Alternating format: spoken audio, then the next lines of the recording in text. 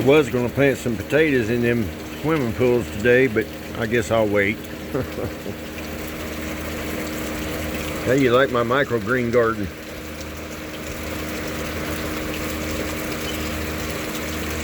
I got everything in there. Carrots,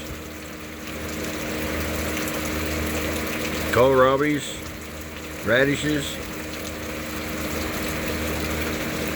I really don't know what them yellow flower thingies are. Some kind of greens, and they bolted, and there's just thousands and thousands of seed pods on there, so I just left them. But the bees really like, the honeybees really like that. But look at the rain.